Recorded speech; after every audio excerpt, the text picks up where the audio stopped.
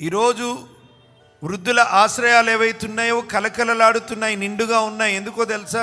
వారికి పిల్లలు లేక కాదు, పిల్లలు సరిగా చూడక వెలివేసిన కారణంగా వారు హాస్టళ్లలో ఉన్నారు. ఇక్కడ కూడా ఒక మాట చెప్పనియండి, చచ్చిపోయిన తర్వాత పాలరాతితోని సమాధి కడతాడు ఒక్కొక్కడు. ఎక్కడ లేని ప్రేమ చూపిస్తాడు అమ్మ మీద నాన్న మీద. లేదు బ్రదర్, పాలరాయి కట్టాలి. బాబు, చచ్చిన తర్వాత ఏ రాయి అయినా పర్వాలేదు, పాలరాయి అయినా మామూలు రాయి అయినా. బ్రతుకున్నప్పుడు కొన్ని పాలు పోయి, అంతెందుకు కొన్ని నీళ్లు పోయిరా బాబు, కొన్ని నీళ్లు పోయి ప్రేమ చూపెట్టు.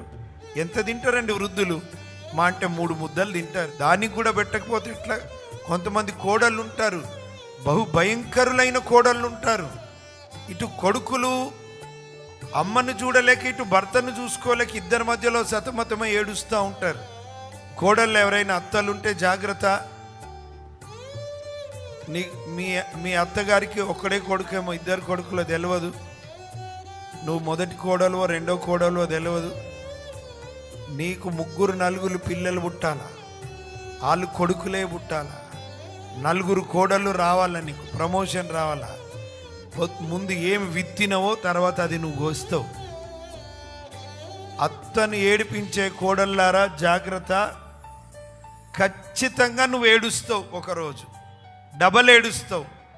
నువ్వు విత్తిన దానికన్నా పంట ఎక్కువ వస్తుంది.